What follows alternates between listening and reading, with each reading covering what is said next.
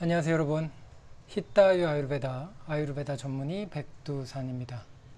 매주 토요일 밤 8시 히타유 라이브 진행하고 있습니다. 오늘로 히타유 라이브 182번째 시간입니다.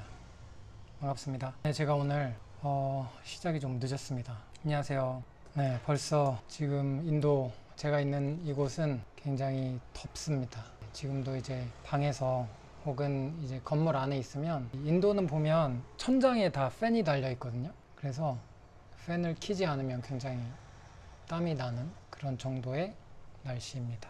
안녕하세요. 네, 제가 오늘 라이브 시작이 조금 늦는 바람에 아마도 오늘 하지 않는 것으로 생각을 하시는 분들이 좀 계시지 않나 싶습니다. 오늘의 주제는 봄이 오나요? 라는 주제를 잡아봤는데요. 먼저 그 전에 한 가지 좀 전해드릴 소식 말씀드리도록 하겠습니다. 제가 그 전까지 히타유 아유르베다라는 이 안에서 여러 가지 프로그램들을 개별적으로 진행을 많이 했습니다. 그런데 이번에 이제 홈페이지를 만들어서 히타유 아유르베다 아카데미라는 홈페이지 이름으로 홈페이지를 만들어서 그 안에서 그동안 계속 지금 진행하고 있는 1년 넘게 아유르베다 경전 스터디를 계속 진행을 하고 있거든요. 그 경전 스터디 지금까지 진행했던 그런 영상들도 이제 홈페이지에 업로드를 하고, 그리고 계속해서 8번째 챕터의 경전 스터디가 내일이면 끝이 나거든요. 그러면 3월부터는 9번째 챕터로 넘어가게 돼요. 그래서 그 경전 스터디에 실시간도 참여할 수 있고, 그리고 이전에 있었던 경전 스터디의 영상들도 이 웹사이트에서 보실 수 있도록 그렇게 되고, 그리고 월간 특강이라고 해서 매월 한 번씩 진행되는 특강을 진행을 이제 하는데요. 그 월간 특강에도 참여를 할 수 있고, 실시간으로 참여를 할 수 있고, 그리고 나서 영상으로도 홈페이지에 업로드가 될 예정이고요. 그리고 디나짜리아 수업. 디나짜리아는 아유르베다의 일종의 건강법으로 보시면 되는데, 매일의 건강을 지키고 유지하기 위해서 여러 가지 건강법들이 이제 디나짜리아라는 개념 아래에 설명이 되게 돼요. 그래서 그 세 가지를 모두 참여를 하실 수 있도록 이렇게 통합을 했습니다. 그래서 히타유 아유르베다 아카데미의 멤버로 월 구독제로 해서 월마다 이렇게 구독을 하시면 계속 그 경전 스터디에 참여를 하실 수가 있고, 그리고 매월 진행되는 특강, 매월 1회 한 2시간 정도 분량으로 주제를 잡고 특강을 진행하는 부분, 그리고 월간 특강 중간중간에 아마 디나짜리아 이렇게 수업도 한 번씩 들어가게 될 거거든요. 그런 부분들도 참여를 할 수 있도록 한 번에 그렇게 해서 만들었습니다. 제가 사실은 그 준비를 하다가 오늘 라이브 시간을 좀 놓쳤는데, 그래서 홈페이지는 거의 준비가 됐고 영상을 이제 업로드를 시작을 하면 됩니다. 그래서 아마 오늘 저녁이나 밤이나 아니면 내일 오전 중에 모집을 시작을 해서요. 그래서 매월 마지막 주에 신규 등록 기간이 있을 거고, 아니면 기존의 멤버로 계신 분들은 갱신을 할 수 있는 기간을 이제 매월 마지막 주 이렇게 해서 진행을 할 예정입니다. 네, 그래서 일단은 이 히타유 아유르베다 아카데미 안에서 조금 더 많은 사람들이 경전에 대해서도 조금씩 이해를 하게 되고, 그리고 기본적인 아유르베다에 대한 개념이나 아니면 그것을 어떻게 생활 속에서 실천을 할 수 있는지 그런 부분도 조금 배울 수 있고, 그러면서 한 번씩 실시간으로 질문하고 답하는 시간 같은 것도 만들어서 그렇게 참여를 지속적으로 하시면서 배워나갈 수 있게 그렇게 최대한 잘 만들어 보겠습니다. 어쨌든 관심 있는 분들, 아유르베다에 대해서 관심이 있으셨던 분들은 참여해 보시면 참 좋지 않을까 싶습니다. 저도 그 부분에 대해서 만족하실 수 있게 최선을 다해서 준비하도록 하겠습니다. 저는 이렇게 이제 시작을 하지만 아마 5년, 10년 뒤에는 조금 더 규모 있고 좀 잘 짜임새가 잡혀 있는 그런 교육을 좀 아유르베다 쪽으로는 할 수 있도록 준비를 계속해서 할 예정이니까요. 그리고 멤버십에 이제 구독을 하시게 되면 그 전에 있었던 모든 영상들도 다 보실 수 있으니까 그 부분도 이제 이점이 되겠죠. 네. 그 전에는 개별적으로 참여할 때는 참여하는 그 프로그램에 대해서만 뭐 영상을 보거나 아니면 참여를 실시간으로 하거나 그렇게만 가능했다면 지금 같은 경우에는 이제 멤버십에 구독을 하시면 그 전에 했던 그런 영상들도 그 홈페이지 안에서 다 보실 수 있게 열려 있으니까 그렇게 참여를 하시는 것도 좋을 것 같습니다. 자, 그러면 오늘의 주제 이야기를 시작해 보겠습니다. 오늘의 주제는 봄이 오나요? 입니다. 지금 제가 감이 조금 안 와서 인도는 굉장히 더워지기 시작했어요. 더워지기 시작해서 어디를 가든 일단 팬을 켜야지 조금 땀이 안 나는 정도까지 됐거든요. 한 오후에는. 그래서 잘 때도 저는 지금 팬을 켰다 껐다, 에어컨을 틀지는 않는데 팬을 켰다 껐다 하는 정도의 약간 더운 느낌이 있어요.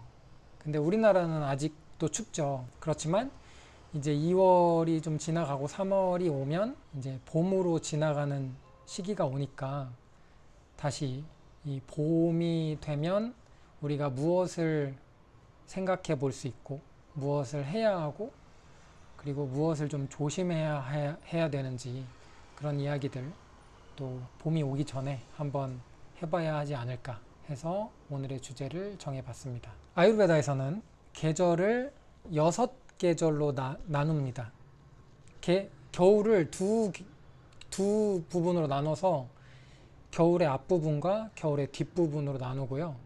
그리고 그 다음에 봄, 여름, 우기, 비가 많이 오는 시기, 그 다음에 가을까지 해서 그리고 겨울 두 개로 나뉘어진 초겨울과 늦겨울 이렇게 나뉘게 되는데 이 봄에는요, 일단은 겨울에는 우리 몸에서 굉장히 그 겨울이 우리 몸에 힘이 가장 좋을 때입니다. 왜냐하면 주변 날씨가 춥다 보니까 이 내 몸의 안에 있는 열이 밖으로 빠져나가지 않거든요. 그렇기 때문에 그 말은 뭐냐면 이 내 몸 안에 있는 열을 대표적으로 표현할 수 있는 게 소화력입니다. 그래서 겨울에는 다른 계절보다 좀 더 소화력이 좋은 편이에요. 그 말은 다른 말로 내 몸에 힘이 조금 더 있는 계절이라는 뜻입니다. 그리고 겨울에는 춥기 때문에 우리 몸에 있는 기름진 이런 액체 물질, 적으로는 까파도샤라는 물질이 있거든요. 그 물질이 이렇게 추운 겨울이 되면 액체면서 기름지잖아요. 그러니까 이게 굳습니다. 그렇게 연상을 해보시면 돼요. 굳기 때문에 부피가 증가를 많이 하지 않아요. 네. 그런데 봄이 되면 날씨가 따뜻해지기 시작하고 그러면서 이 까파라는 기름지고 액체인 이 몸 안에 있는 물질이 몸 전체에 있죠. 이 물질이 점점 녹아내리기 시작합니다. 녹아내리기 시작하면서 부피가 커지고 양이 증가하게 돼요. 그래서 겨울에는 이런 물질들이 쌓이는 시기라고 본다면 봄에는 이렇게 기름지고 액체인 물질이 이제 그 부피가 커지고 증가하는 시기라고 보면 되거든요. 그렇기 때문에 보시면 그리고 이렇게 이렇게 기름지고 액체이고 이런 무거운 물질이 봄에는 증가를 하게 되면서 어떤 일이 일어나냐면 봄에 약간 소화력이 다시 이런 물질들의 증가로 인해서 낮아지게 됩니다.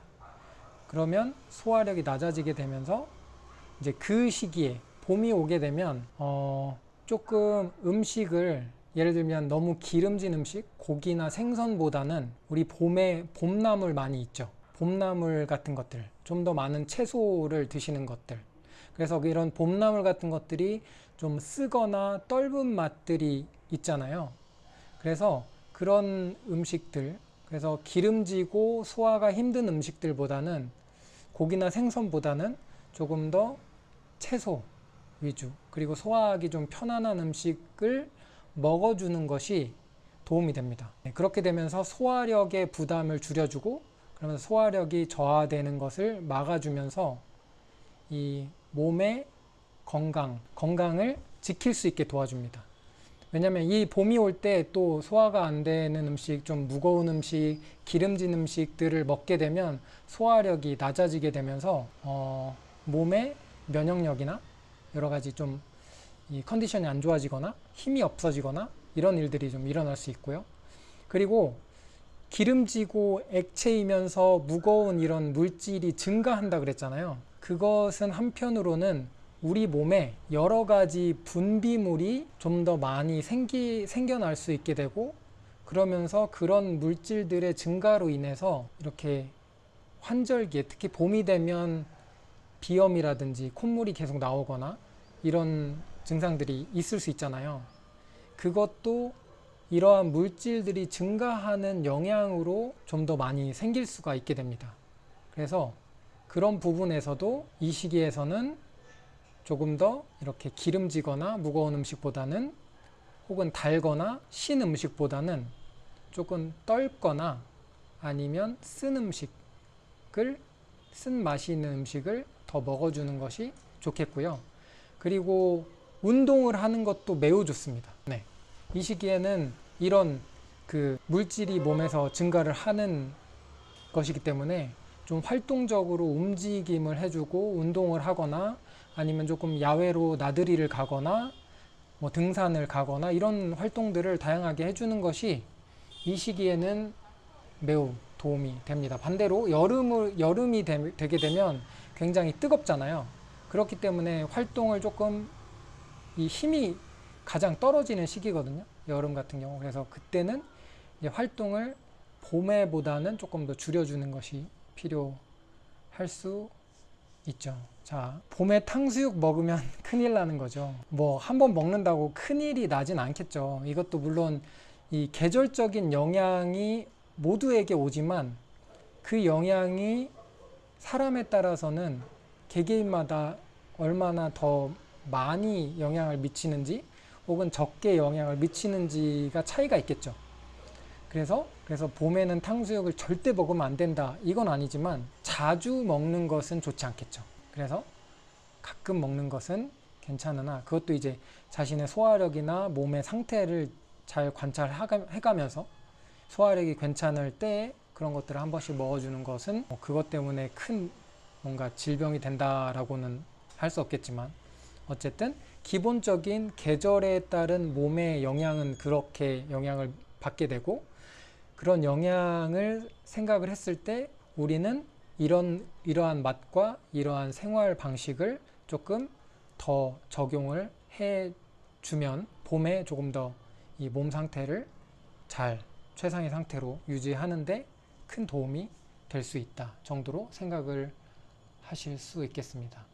그리고 이 시기에는 제가 말씀드렸듯이 카파도샤라고 하는 기름지고 액체이면서 무거운 이런 몸 안의 물질이 많이 증가를 하게 되면서 이런 것들을 조금 내려줄 수 있는 그런 것들이 또 있거든요. 예를 들면 제가 지금까지 쭉 라이브를 하면서 몸에 오일을 바르는 것에 대해서 아비앙가라고 하는 이 디나짜리아 중에 하나죠. 매일마다 건강을 유지하고 지키는 건강법 중에 하나인데, 그것을 하는 것을 이야기를 했었는데, 봄이 오게 되면 이 아비앙가를 하고 그런 다음에 한 가지 더 해주시면 도움이 되는 게 뭐냐면, 그 곡물의 가루가 있거든요. 뭐 콩가루 무엇이든 상관없습니다. 곱게 갈은 콩가루를 이 오일을 바른 상태에서, 오일은 위에서 아래로 이제 바르게 되는데, 이 가루 같은 경우는 아래에서 위로 힘을 줘서 문지르는 방식으로 이렇게 하실 수가 있어요. 그거를 온몸에 하시게 되면 이렇게 가파가 증가하는 계절에는 그렇게 해주는 것들이 증가를 조금 감소하는데 도움을 주게 돼요. 그리고 물론 오일을 하고 나서 이렇게 비누 대신 해주시면 피부도 굉장히 윤기가 나고 고와집니다. 저도 직접 해봐서 알기 때문에. 네, 단 이 가루를 조금씩 덜어서 쓰셔야지, 좀 큰 통에다가 쓰시면 습기가 차면 금방 상합니다. 그러니까 그 부분을 좀 조심하시면 되고, 이러한 부분들 디나짜리아 시간 저희 히타유 아유르베다 아카데미 오시면 디나짜리아 우리 배우게 됩니다. 그리고 또 한 가지 해줄 수 있는 것, 이 카파도샤라는 이 물질에 밀가루로 하셔도 괜찮아요. 카파도샤라고 하는 이 물질의 그 주된 위치를 보면 가슴 위쪽이거든요. 이 윗부분. 그렇기 때문에 이 부분에 분비물이 많이 생기고 하는 것들이, 왜냐하면 이 자리 자체가 그 카파도샤라는 물질의 자리이기 때문에 또 더 영향을 줄 수도 있고요. 그래서 이런 것들을 제거를 하기 위한 방법으로서 가글을 좀 해주실 수가 있어요. 예를 들면 양치를 하고 나서 그냥 물로 하셨다면 이 봄에는 약간의 강황가루를 따뜻한 물에 우린 그 물이라든지, 아니면 뜨리팔라라는 또 가루가 있습니다. 세 가지 열매의 가루거든요. 이게 약으로 쓰이는 가루, 약이에요. 약인데 이거를 조금 우려서 그 물로 가글을 하시면 이쪽에 있는 이런 그런 물질 있죠. 기름지고 액체의 이런 분비물. 예를 들면 이쪽에서는 가래라고도 하고, 이쪽에서는 콧물이라고 하기도 하고, 여러 가지의 명칭이 있겠죠. 이런 것들이 가글을 하는 과정에서 그냥 한 번만 이렇게 하는 게 아니고, 이 가글은 뭐냐면 머금고 움직여주는 겁니다. 그래서 최대한 여기가 아파서 더 이상 가글을 할 수 없을 정도의 시간 동안 계속 해주는 거예요. 이렇게 가글을 해주시는 게 이쪽에 있는 카파도샤의 증가를 좀 제거를 할 수 있고, 이쪽에 있는 통로들을 좀 더 깨끗하게 열게 해줄 수 있는 그런 작용들도 할 수가 있게 됩니다. 네. 그리고 뭐 이거는 계절에 상관없는 내용이에요. 모든 계절에 다 적용할 수 있는 내용이지만, 가공식품, 뭐 과자라든지 아니면 뭐 빵이라든지 쿠키라든지 뭐 이런 것도 있죠. 이런 것들 같은 경우는 특히나 초코가 들어간 이런 단 것들, 이런 거는 특히 봄에는 더 조심을 하셔야 된다. 더 멀리 하시는 게 좋다. 네. 그래서 이 봄이 오는 그 계절에 단 과자나 스낵이라든지 이런 쿠키라든지 케이크라든지 이런 것들을 또 많이 드시면, 그거는 이제, 그래서 이런 것들은 가공식품 같은 경우는 사실 어느 계절에 상관없이 멀리 하는 게 좋습니다. 그래서 특히 이 계절에는 할 수 있는 한 최소한으로 드시는 게 좋겠다. 네, 이렇게 말씀을 드릴 수가 있고요. 그리고 낮잠을 자는 것도 좋지 않거든요. 봄이 오는 계절에. 이 낮잠을 자는 자체가, 잠을 잔다는 자체가 우리 몸에 기름지고 이런 부분들, 원래는 이게 나쁜 것만은 아니에요. 꼭 필요한 물질이에요. 이 우리 몸에 있는 액체에 기름지고 무거운 이런 물질이 꼭 필요하거든요. 그런데 특히 이 봄이 되면 그 양이 너무나 증가하기 때문에 자연스럽게, 그럼으로 인해서 균형이 조금 깨지게 됩니다. 그럼으로 인해서 거기에다가 음식이라든지 생활이라든지 이런 것들을 증가하는 게 더해지게 되면, 그로 인해서 여러 가지 증상이라든지 나아가서는 질병들이 일어날 수 있기 때문에 조금 조심을 해주는 필요가 있는 정도라고 생각을 하시면 되고, 그래서 이 계절에는 낮잠을 자는 것이 좋지 않습니다. 좋지 않지만 단 예외가 있어요. 굉장히 심신이 힘든 분들 있죠. 굉장히 스트레스를 많이, 정신적인 스트레스가 굉장히 심한 분들, 아니면 뭔가 육체적으로 많은 힘을 쓰시는 분들, 그래서 심신이 굉장히 피로하고 힘든 분들은 이 계절에도 낮잠을 주무실 수가 있는데, 단 낮잠을 주무실 땐 절대 식사를 하고 잠을 자면 안 됩니다. 그러면 이 모든 몸의 균형이 다 깨지게 되고, 낮잠을 주무시더라도 공복에 아무것도 먹지 않은 상태에서 한 40분 이내로 낮잠을 주무시는 게 좋겠습니다.